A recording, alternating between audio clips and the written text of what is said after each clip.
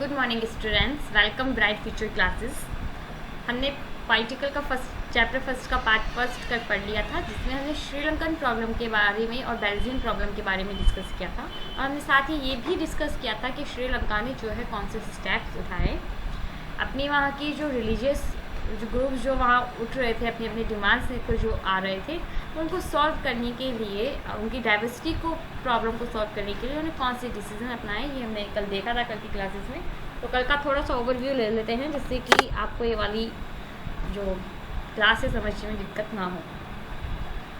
तो जैसा कि हमने कल पढ़ा कि बेल्जियम और श्रीलंका दो कंट्रीज़ के हमने एग्जांपल लिए। बेल्जियम में 3 तरीके के ग्रुप्स थे और श्रीलंका में हमें 2 तरीके के ग्रुप्स पढ़े। इसमें तमिल्स थे एंड तमिल्स को भी 2 पार्टों में बांटा गया था, इंडियन तमिल्स और श्रीलंकन तमिल्स। हमने इनके बारे में अच्छे से डिटेल में पढ़ा किस तरीके से ये जो थे अपनी डिमांड जो थे कर रहे थे, एक दूसरे को सबऑर्डिनेट करने की कोशिश कर रहे थे, एक दूसरे से ऊपर उठने की कोशिश कर रहे थे। तो इसने जो है बेल्जियम ने क्या किया और श्रीलंका ने क्या किया कि सिंथेलीज जो वहाँ का ग्रुप था, उन्हें क्या कहा कि आपको जो है पावर्स दी जाती हैं, आप सेंटर में बैठ सकते हैं, गवर्नमेंट चलाइए और बाकी सबों के लिए रूल्स बनाइए। तो वहाँ के जो तमिल थे, बहुत तमिल, इंडियन तमिल एंड श्रीलंकन तमिल, वो छोटे हिस्से में ज़रूर फैले हुए थे, लेकिन उन्होंने ये कहा कि ये तो हमारे साथ भेदभाव किया जा रहा है। अगर हम खुद भी अपने लिए कुछ नियम बनाना चाहें, अपने आप को ऊंचा उठाना चाहें, तो उसके लिए हमें सरकार में डिसीजन लेने की ज़रूरत होगी। लेकिन वहाँ की गवर्नमेंट ने क्या किया, ज़्यादा पावर जब सिंथेलीज को दी थी तो उन लोगों को प्रॉब्लम हुई। तो इस वजह से वहाँ की जो ये डिसीजन जो गवर्नमेंट ने लिया कि एक कम्युनिटी को ऊपर उठा दिया और बाकी को उसके सबऑर्डिनेट कर दिया, इसकी वजह से वहाँ सिविल वॉर जैसी जो समस्या थी वो हुई, जिसके बारे में हमने पढ़ा था। तो अपने वहाँ जो समस्या थी रिलीजियस ग्रुप्स की सॉल्व करने की, तो उसके लिए तो जो डिसीज़न उसने लिया श्रीलंका ने, वो कुछ खासा अच्छा साबित नहीं हुआ। अब हम देखेंगे कि बेल्जियम ने अपनी वहाँ की प्रॉब्लम को सॉल्व करने के लिए कौन से डिसीज़न लिए। तो बेल्जियम जो था एक उसने श्रीलंका से अलग तरीके से जो थे डिफरेंट जो था अपना पाथ लिया, डिफरेंट रास्ता उसने चूज़ किया। उसने क्या किया कि 1970 से 1993 के बीच अपने कॉन्स्टिट्यूशन में 4 अमेंडमेंट किए और उन 4 अमेंडमेंट को उन्होंने इस तरीके से किया कि जिससे कि सभी लोगों को जो है पावर शेयरिंग इक्वलिटी हो सके। वो अपनी पावर शेयरिंग को इस तरीके से करना चाहते थे सभी समुदायों के बीच, जिससे कि सभी लोगों का इक्वल बेसिस पे जो है विकास हो सके, सभी लोग अपना डेवलपमेंट कर पाएँ और इक्वलिटी की जो समानता की जो भावना है उसे वो स्थापित कर सकें। इसके लिए बेल्जियम गवर्नमेंट ने 4 कॉन्स्टिट्यूशन में अमेंडमेंट किए 1970 से 1993 के बीच। उन्होंने अपना मॉडल अपनाया कि उन्होंने कॉन्स्टिट्यूशन में प्रिस्क्राइब किया कि जो Dutch and French speaking peoples हैं, जो लोग हैं, उन्हें और क्या किया गया, दोनों को ही सेंट्रल गवर्नमेंट बनाने में उनको कहा गया कि ये सेंट्रल गवर्नमेंट है और इसमें जितनी भी सीटें हैं उनको दोनों के बीच 50-50 बांट दिया गया। यानी जो डच स्पीकिंग पीपल्स हैं, जो फ्रेंच स्पीकिंग पीपल्स हैं, वो क्या करेंगे, दोनों संसद सेंटर में आए और सेंटर में आने के बाद 50-50% क्या है, 50% मिनिस्टर डच वालों के होंगे और 50% मिनिस्टर जो है फ्रेंच लैंग्वेज स्पीकिंग वालों के होंगे, जिससे कि क्या है, दोनों समुदायों के बीच ये भावना ना आए कि एक को तो ऊंचा उठा दिया गया और दूसरे को नीचा कर दिया गया। इसी भावना को और इसकी वजह से क्या है, वहाँ इक्वलिटी लोगों के मन में ये विश्वास पैदा किया जा सके कि इस देश में, हमारी कंट्री में आप सभी के साथ समानता का व्यवहार किया जा रहा है, किसी के भी साथ असमानता का व्यवहार नहीं किया जा रहा है, जिससे कि लोग क्या है वहाँ शांति से रह सके और सरकार के ऊपर अपना विश्वास बना सके। जबकि श्रीलंकन गवर्नमेंट ने क्या किया, एक को ऊंचा उठा दिया और एक को नीचे गिरा दिया, जिसकी वजह से क्या हुआ कि वहाँ गृह युद्ध की स्थिति हो गई। लेकिन यहाँ की जो गवर्नमेंट थी बेल्जियम की, उन्होंने बहुत अच्छा तरीका अपनाया कि हम पावर शेयरिंग कैसे करें सेंटर की, ये दोनों को ही इक्वल पावर्स दे दी गई कि अब आपको जो है, जो मेंबर्स हैं अपने अपने लिंग्विस्टिक ग्रुप्स के, वो अपने अपने मेंबर्स को जो है सपोर्ट कर सकते हैं और दोनों साथ मिलकर जो है काम करेंगी, जिससे कि सभी लोगों को भलाई हो सके। इन्होंने ज़्यादा जो पावर्स थी वो सेंट्रल गवर्नमेंट को दी, स्टेट गवर्नमेंट दोनों को इन्होंने के बीच पावर का डिवाइडेशन जो है वो किया गया। लेकिन स्टेट गवर्नमेंट जो थी वो सबऑर्डिनेट नहीं थी, यानी किसी भी तरीके से केंद्र सरकार के दबाव में काम करेगी ऐसा उसकी कोई भूमिका के उन्होंने नहीं रखा। इन्होंने कहा कि स्टेट गवर्नमेंट जो होगी वो भी फ्रीडम उसको दी गई, उसको सबऑर्डिनेट नहीं किया। ब्रुसेल्स में जो है एक सेपरेट गवर्नमेंट की बात की कि दोनों कम्युनिटीज़ की अपनी अपनी रिप्रेजेंटेशन होगा और इक्वल रिप्रेजेंटेशन के बाद जो है गवर्नमेंट बनाई जाएगी। फ्रेंच स्पीकिंग पीपल होंगे, उन्होंने भी इसे एक्सेप्ट किया और जो स्पीकिंग थे उन्होंने भी इसे एक्सेप्ट किया कि हाँ ये अच्छा है, अच्छा तरीका है, मनमुटाव नहीं होगा। अगर 100 सीटें हैं तो 50 सीटें फ्रेंच स्पीकिंग की हो जाएंगी, अगर 50 सीटें जो हैं डच स्पीकिंग की हो जाएंगी। तो तरीका बहुत आसान था और भी चीज़ इसमें किए गए, जैसे कि सेंट्रल गवर्नमेंट और स्टेट गवर्नमेंट के अलावा भी एक तीसरे तरीके की गवर्नमेंट होगी जिसके बारे में इन्होंने कहा। उस गवर्नमेंट के लिए उन्होंने कहा कि ये जो गवर्नमेंट है कम्युनिटी गवर्नमेंट होगी और इसे लोग जो है इलेक्ट करेंगे और ये जो है वन लैंग्वेज कम्युनिटी की बेस पर होगी, यानी डच लैंग्वेज जो है वो अपने लोगों को इलेक्ट कर लें और फ्रेंच लैंग्वेजेस वाले जो है वो अपने को इलेक्ट कर लें। एंड जर्मन के स्पीकिंग वालों के लिए इसमें कुछ मैटर नहीं करता, वो कहीं भी जहाँ भी रहते हैं उनको वो चूज़ कर सकते हैं। इस तरीके की वैल्यू थी इसमें कही गई कि एक हम कम्युनिटी गवर्नमेंट बनाएंगे, उसमें लोग अपने अपने रिप्रेजेंटेटिव सुने। मान लीजिए किसी हिस्से में डच स्पीकिंग ज़्यादा है तो वहाँ वो डच स्पीकिंग की सरकार बन जाएगी, और कहीं अगर जर्मनी ज़्यादा है तो फ्रेंच ज़्यादा है तो फ्रेंच की बन जाएगी। इस तरीके का उन्होंने अपनाया। इन्होंने कहा कि हम देखें तो पाएंगे कि बेल्जियम का जो मॉडल था वो बहुत कॉम्प्लिकेटेड था, बहुत कठिन था, आसानी से लोगों के जो है इनफैक्ट जो वहाँ की बेल्जियम की जो पीपल्स थे उनके लिए भी इसको समझना बहुत मुश्किल था। इतनी आसानी से वो समझ में नहीं आता था लोगों की कौन सी चीज़ है, किस तरीके से इलेक्शंस हो रहे हैं। थोड़ा डिफिकल्ट ज़रूर था लेकिन बेस्ट था। इसने कभी भी सिविल वॉर जैसी स्थिति नहीं आने दी कंट्री में, कभी भी लोगों के बीच लड़ाई झगड़ा या हिंसक स्थिति नहीं हुई।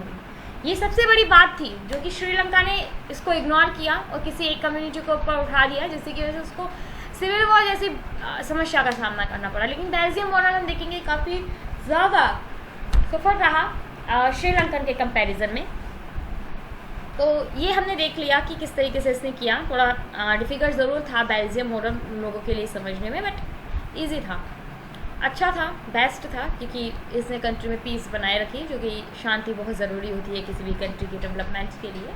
वरना गवर्नमेंट जो है अगर देश में लड़ाई झगड़े चलते रहेंगे तो गवर्नमेंट सिर्फ लड़ाई झगड़ों के ऊपर ज़्यादा फोकस करते रहेगी, डेवलपमेंट के बारे में तो फिर हम भूल ही जाएँ। हम देख सकते हैं जैसे पाकिस्तान की कंडीशन है आज के टाइम में कि वो क्या करते हैं कि उसमें लड़ाई झगड़े ज़्यादा होते हैं, दंगे, आतंकवादी गतिविधियाँ ज़्यादा होती है, सरकार में अनस्टेबल है, एक स्टेबल नहीं होती है वहाँ की सरकार। जब कुछ ना कुछ होता ही रहता है उलट फिर कभी सैनिक जो है उसके ऊपर ज़्यादा हावी हो रहे हैं।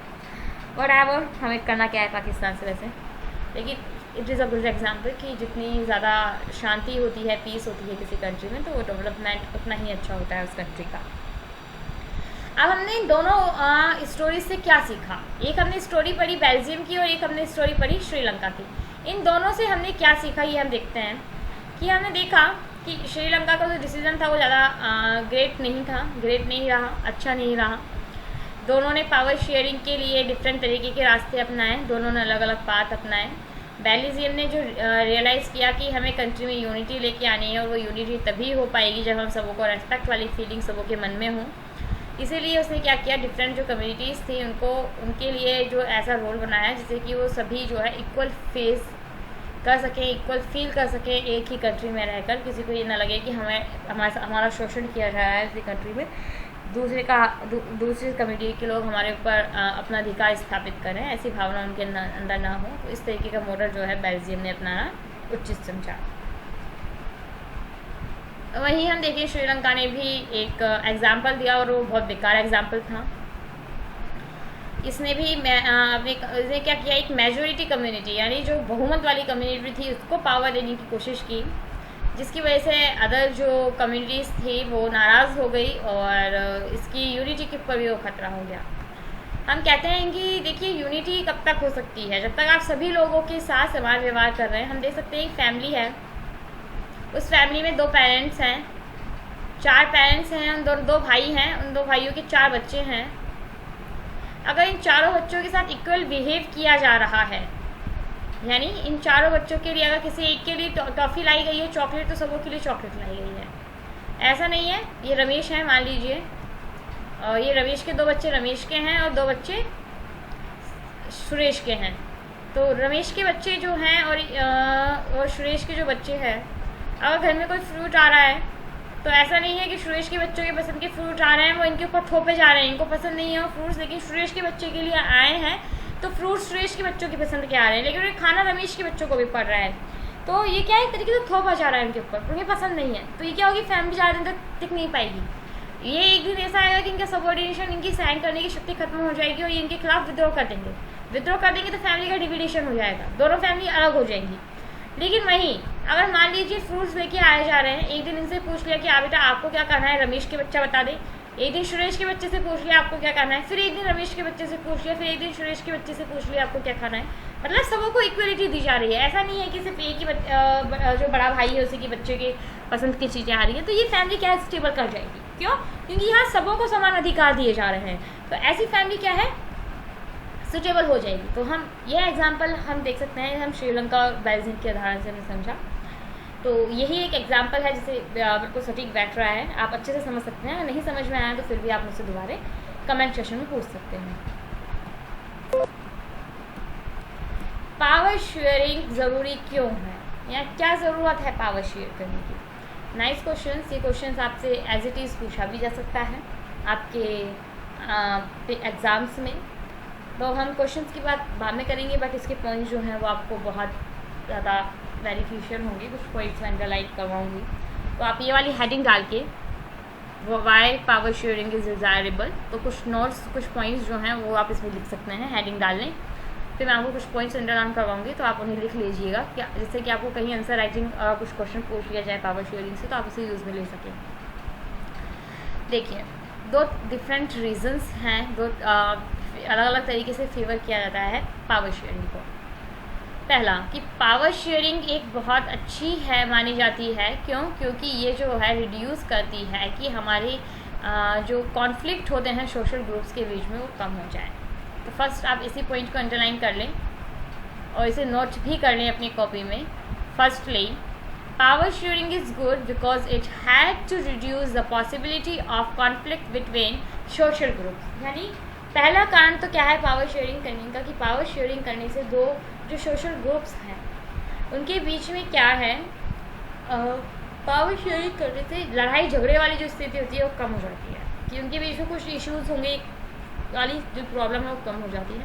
तो ग्रुप तक आप इसे नोट कर लें, you can write it anywhere. Scenes फिर हम देखेंगे कि इससे क्या है, सोशल कॉन्फ्लिक्ट नहीं होते, वायलेंस वगैरह नहीं होता, पॉलिटिकल इंस्टेबिलिटी नहीं आती। जैसे कि हम कहते हैं कि अगर मान लीजिए कोई सरकार आ जाए, वो दूसरों के ऊपर सिर्फ एक वर्ग का, जैसे अमीर वर्ग हम मान लेते हैं उसके तो भलाई की जा रही है, जैसे अंबानी के लिए तो कुछ ऐसी रूल्स बनाई जा रही है जिससे कि उसको फ़ायदा हो और गरीब लोगों का उससे शोषण हो रहा हो। तो एक समय ऐसा आएगा कि गरीब लोग जो है उसके खिलाफ विद्रोह कर देंगे, जैसा कि और उसको सत्ता से हटा देंगे। तो उससे क्या अनस्टेबिलिटी हमें देखने को मिलती है पॉलिटिक्स में, जैसे कि पाकिस्तान, अफगानिस्तान वगैरह में देख सकते हैं। लेकिन तो इस तरीके से जो है अनस्टेबिलिटी हमें नहीं देखने को मिलेगी अगर पावर शेयरिंग अच्छी होगी। हम कहेंगे कि पॉलिटिकल जो ऑर्डर्स हैं हमारे वो भी काफ़ी स्टेबल होंगे। इसमें क्या है कि किसी भी एक कम्युनिटी के ऊपर किसी भी चीज़ दूसरी कम्युनिटी की चीज़ को थोपा नहीं जाएगा, सबों के पास अपने अपने ऑप्शंस होंगे। ये भी आप लिख सकते हैं line, it is really important. Imposing the will of majority community और others may look like an attractive option in the short run, but in long it undermines the unity of nations। यानी एक समय के लिए तो हम कह सकते हैं कि अगर हम लोगों के ऊपर थोप दिया जाए तो शायद थोड़ा अट्रैक्टिव ऑप्शन हो, लेकिन ज़्यादा समय तक टिक नहीं पाएगा। इस तरीके की बात भी इन्होंने कही है कि ट्रायल के लिए मेजोरिटी की ज़रूरत नहीं होती। आप कैसे वैसे भी बिना मेजोरिटी के भी आप उन्हें जो है सबऑर्डिनेट कर सकते हैं। तो प्लीज़ जो लाइन मैं आपको अंडरलाइन करवा रही हूँ ये आप अपनी कॉपी में ज़रूर नोट कर लें। ये बहुत इंपॉर्टेंट पॉइंट हैं जो आपको आंसर राइटिंग में बहुत हेल्प करेंगे। फिर ये बोल रहा है कि हमने इसमें सेकंड बोला कि एक डीपर रीज़न है कि क्यों पावर शेयरिंग अच्छी है डेमोक्रेसी के लिए। तो इन्होंने कहा कि पावर शेयरिंग जो है वो स्ट्रिक्ट है। आप इस लाइन को प्लीज़ अच्छे से नोट कर लें कि power sharing is the very spirit of democracy, आत्मा है पावर शेयरिंग डेमोक्रेसी की। तो हम कह सकते हैं डेमोक्रेटिक रूल्स में पावर शेयरिंग जो है वो इन्वॉल्व होती है, क्योंकि वो अफेक्ट करती है कि डिफरेंट तरीके के इसके लोग हैं वो अपने डिफरेंट लोगों के साथ जो है अच्छे से समान व्यवहार किया जा सके। उनको कभी भी ऐसा ना लगे कि वो कहीं और देश में रह रहे हैं या अपने ही घर में रह कर उन्हें बेगाने वाली फीलिंग ना आए। जैसे कि मैंने आपको सुरेश और रमेश की फैमिली के एग्जाम्पल समझाया था।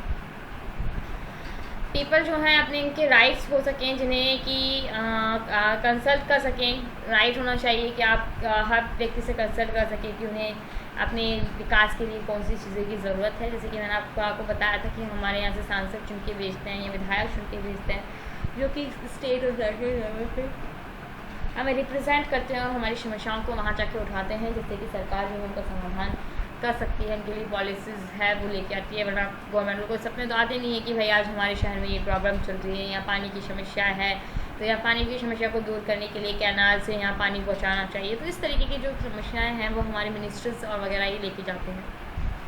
तो इस तरीके से पावर शेयरिंग जो है एक बहुत अच्छा माना जाता है सिटीजन्स के लिए, और ये एक सिस्टम जो है हमारा बहुत अच्छा कर देता है। हम देखेंगे, देखिए हमने इसमें पढ़ा कि प्रूडेंशियल और मॉरल्स जो हैं, और सेकंड जो है मॉरल, दो रीज़न जो है हमें देख लेना चाहिए। प्रूडेंशियल जो है वो बताता है कि आपको किस तरीके से लाभ हो रहा है, बेटर आउटकम्स आपको कैसे मिलेंगे किसी काम को करने से, तो प्रूडेंशियल हो गया। दूसरा जो इन्होंने बोला मॉरल, यानी मॉरल जो व्यूज़ हैं इसको लेकर कि ये कि पावर शेयरिंग जो है इससे क्या वैल्यूज़ हैं, कितना वैल्यूलेबल वो है हमारे लिए। तो ये दो चीज़ें इसके में यहाँ बताई गई हैं, which is not really important. ये इसकी डेफिनेशन दी हुई है प्रूडेंशियल्स की, कि मतलब हम कोई काम करें और उसके बारे में हमें पता चले कि इस काम के कैसे क्या फ़ायदे होंगे, कितना फ़ायदा हमें इस काम को करने से मिलेंगे। अगर हम एक डिसीज़न लेते हैं तो वो इस डिसीज़न का हमें कितना लाभ मिलेगा, तो हम प्रूडेंशियल बोल देते हैं। तो डेफिनेशंस देख लें इसकी अच्छे से, नहीं समझ में आए तो मुझसे कमेंट सेक्शन में दोबारा पूछ सकते हैं। ये खिल्ली का एक ड्रामा डेलिमा है कि वो एक डेलिमा में फंस जाता है। डेलिमा का मतलब हम बोलते हैं एक ऐसी सिचुएशन जिसमें आपको पता नहीं होगी क्या सही है क्या गलत है, कंफ्यूज जिसे हम बोलते हैं, उससे हम डेलिमा भी बोल सकते हैं इन इजी लैंग्वेज। तो हम देखते हैं कि क्या खिल्ली का जो था, खिल्लीस की क्या सिचुएशन थी। तो इसमें एक बताया हुआ है कि स्टोरी बताई हुई है कि इससे कि आप समझ पाएँ अच्छे से कि उन दोनों जो समस्याएं ऊपर हमने सॉल्व की थी श्रीलंका और बेल्जियम की, वो उसका यहाँ से किस तरीके की वो समस्याएं थी उसे आपको एक स्टोरी के माध्यम से समझाने की कोशिश की गई है। आप इसे रीड कर लें, मैं आपको बता देती हूँ इसमें स्टोरी में क्या है। इसमें बताया गया है कि एक विक्रम है, विक्रम वेताल की स्टोरीज आपने बहुत सुनी होंगी, तो इसी की बेसिस पर इन्होंने बताया है कि एक विक्रम है और एक वेताल है। विक्रम एंड वेताल, विक्रम और वेताल जो है एक राइड पर जाते हैं, रात हो ही जाती है कि वेताल को लगता है कि कहीं सो ना जाए, तो उसको एक स्टोरी सुनाना शुरू करता है। वो कहता है कि बैरत नाम की एक सिटी है और वहाँ एक खिल्ली नाम का व्यक्ति रहता था। उसके पेरेंट्स जो थे वो डिफरेंट कम्युनिटीज़ से बिलोंग करते थे। एक जो उसके जो फादर थे वो ऑर्थोडॉक्स क्रिश्चियंस थे और उसकी जो मदर थी वो सुन्नी मुस्लिम थी। ये दोनों जो थे ये बहुत अनकॉमन नहीं था एक मॉडर्न सोसाइटी के लिए। एक कॉस्मोपॉलिटियन सिटी थी, वहाँ दोनों जो है इस तरीके के ऐसे लोग जो थे जो दो धर्म के हैं एक साथ रहते थे। उसका कहना था लेबनान नाम की लेबनान की कैपिटल में वो रहते थे, वहाँ बैरत में। उन्होंने बताया कि वो तो थे कि वो लोग एक साथ रहते थे, अच्छे हंसी खुशी रहते थे, बट कभी कभार उन लोगों के बीच में फ़ाइट होती थी। और वो फाइट कैसी होती थी, सिविल वॉर की वजह से फाइट होती थी। तो खिल्लीस के जो मदर और फादर थे वो अलग अलग डिफरेंट कम्युनिटीज़ से थे, इस वजह से सिविल वॉर उन दोनों के बीच में भी कभी कभार उसको देखने को मिलता था। उसने देखा कि उसके जो अंकल थे, जो उसके चाचा थे, वो भी ऐसे ही एक सिविल वॉर में मारे गए थे। तो वो आगे बताता है कि एक बार जो सिविल लेबनान के जो लीडर्स थे वो साथ आए और किसी बेसिक रूल्स पे, वो पावर शेयरिंग के किसी बेसिक रूल पे वो एग्री हुए कि इस तरीके से हमें हमारी कम्युनिटीज़ की जो डिफरेंट कम्युनिटीज़ हैं उनके बीच में पावर शेयरिंग करनी चाहिए। उन्होंने कहा कि जो मोनार्क सेक्ट के जो कैथोलिक क्रिश्चियंस हैं उन्हें तो प्रेसिडेंट बनाना चाहिए कंट्री का। प्राइम मिनिस्टर जो है सुन्नी मुस्लिम कम्युनिटी के जो लोग हैं वो प्राइम मिनिस्टर के लिए अप्लाई कर सकते हैं, जैसे कि आपको एक एग्जांपल दे दिया जाता है।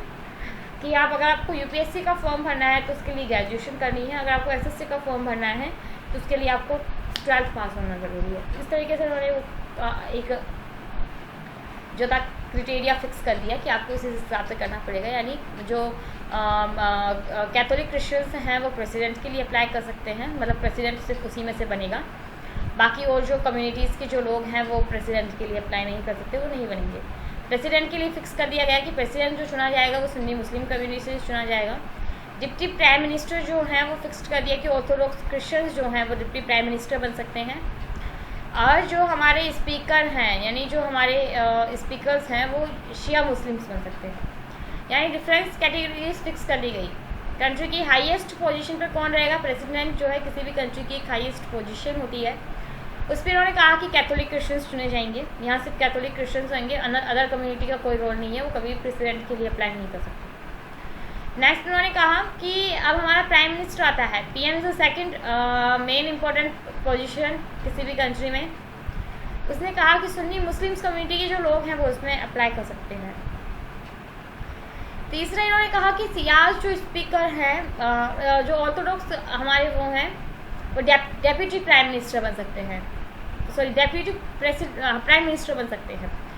और जो सिया मुस्लिम हैं वो स्पीकर्स बन सकते हैं। तो इसके इस तरीके के जो वो थे इसमें डाल दिए गए।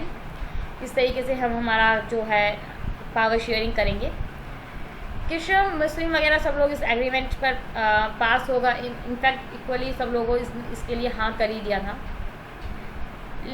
जिसमें क्या था कि both side have continue to respect this agreement though now the Muslims are in clear majority. तो दोनों तरफ से मुस्लिम को जो थी क्लियर मेजोरिटी थी, ये तो उसमें दिख ही रहा है। खली को ये सिस्टम पसंद नहीं आया। खली जो है वो सिस्टम को डिनाई करता है। वो कहता है कि मुझे ये सिस्टम पसंद नहीं है कि एक पॉपुलर मैन की, मतलब अगर मैं चाहता हूँ कि जैसे वो कहता है कि वो एक पॉपुलर मैन बनना चाहता है, तो वो ये कहता है कि मैं अगर किसी एक कम्युनिटी, एक तो मैं अपनी दोनों की ही मम्मी, आप उसके जो माता पिता हैं वो दोनों की ही जो रिलीजियंस है उसे नहीं मानता था, वो उसे डिनाई करता था कि मैं दोनों के रिलीजन पर विश्वास नहीं करता, मैं उन दोनों के रिलीजन को नहीं मानता। ठीक है, तो आप मुझे कैसे डिसाइड करोगे? और मैं अपना फ्यूचर जो है वो पॉलिटिकल में देखता हूँ, तो आप मुझे राजनीति में मैं अपना फ्यूचर देखता हूँ कि मैं राजनीति में जाना चाहता हूँ, लेकिन मैं अपने माँ के धर्म को भी नहीं मानता, मैं अपने पिता के धर्म को भी नहीं मानता, तो मेरा खुद का क्या धर्म है? अगर मुझे प्रेसिडेंट बनना है या पीएम बनना है या फिर मुझे अध्यक्ष भी बनना है, स्पीकर भी बनना है, कुछ भी बनना है, तो मुझे किसी एक कम्युनिटी से बिलोंग करना पड़ेगा। अगर मैं कहता हूँ कि मैं तो किसी को मानता ही नहीं हूँ, तो इसका मतलब मेरे पॉलिटिकल फ्यूचर जो है आगे वो ख़त्म है, मैं कुछ नहीं कर सकता, इसका मतलब तो ये है। तो उसको डिनाई करता है। लास्ट में आप लोगों से पूछता है कि इस तरीके का सिस्टम जो दिए ये क्या ये सही में सिविल वॉर को छोड़कर कभी पीस क्रिएट कर पाएगा? क्योंकि खिल्ली एक अकेला व्यक्ति नहीं है जिसे इस सिस्टम से आपत्ति होगी, या फिर कोई ऐसा व्यक्ति नहीं है जो प्रेसिडेंट बनना चाहता है, उसे प्राइम मिनिस्टर बनने में इंटरेस्ट नहीं है, वो प्रेसिडेंट ही बनना चाहता है, लेकिन वो बिलोंग ही नहीं करता कैथोलिक क्रिश्चियन से, वो तो शिया मुस्लिम से बिलोंग करता है। कैसे बन सकता है फिर वो? तो इस तरीके का सिस्टम जो है, इसमें आपसे क्वेश्चन पूछा जाता है कि क्या ये सिस्टम बेस्ट है? क्या हम कह सकते हैं कि इस सिस्टम से कभी भी सिविल वॉर नहीं होगा? कब तक नहीं होगा? होगा। तो आपको खुद को जवाब बताना है होगा या नहीं होगा। इन्होंने आपसे ये क्वेश्चन पूछा है। वो अपनी इस स्टोरी को यही करता है और ये फ्रीज्ड होकर यहाँ आपसे क्वेश्चन पूछता है, क्वेश्चन को माइंड में छोड़ देता है कि क्या ये सही में ठीक है कि आपके खून के आधार पर या आपके रिलीजियस के आधार पर आपको डिवाइड कर दिया गया, आपके उसके आधार पर आपको डिवाइड की गई हैं पावर्स। तो अगर इन माई पर्सपेक्टिव पूछा जाए तो आई डोंट थिंक कि ये अच्छा होगा, क्योंकि जैसा कि हम देख सकते हैं कि इसमें भी क्या है, भेदभाव भी हो रहा है लोगों के साथ। हर कोई नहीं है कि डॉक्टर बनना चाहता है, कुछ लोग IAS IPS भी बनना चाहते होंगे, कुछ टीचर्स भी बनना चाहते होंगे, और कुछ जो है नर्स भी बनना चाहती होंगी, कुछ स्टूडेंट नर्सिंग भी करते हैं, नर्सेज भी बनना चाहते होंगे। तो हम कैसे कह सकते हैं? डिफरेंट पर्सन्स के ऊपर व्यू करता है कि उसे कौन सा काम करना ज़्यादा अच्छा लगता है। किसी को लीडरशिप का काम अच्छा लगता है, किसी को लीड ऑर्डर्स फॉलो करने वाला काम अच्छा लगता है। अधिकतर नहीं लगता होगा लोगों को, but there is some exceptions हमेशा ही होते हैं, तो मे बी पॉसिबल कि अच्छा लग भी सकता है।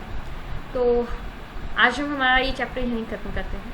नेक्स्ट चैप्टर हम आगे का जो चैप्टर है कंटिन्यू करेंगे कल, जिसमें हम पढ़ेंगे कि किस तरीके की पावर फॉर्म्स होती है, और कुछ क्वेश्चंस अगर ये चैप्टर टाइम पे खत्म हो गया तो हम इसके क्वेश्चंस भी देख लेंगे।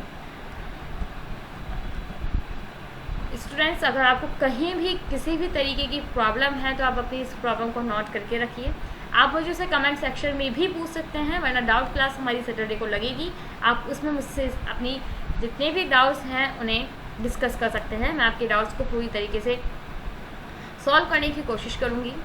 और मैं आपको यकीन दिलाती हूँ कि अगर आप मेरे साथ कंटिन्यूस जुड़े रहे तो आप अपने मार्क्स सोशल साइंस में 80+ मार्क्स ज़रूर से ज़रूर जो है गेन करेंगे। तो thank you friends, have a nice day.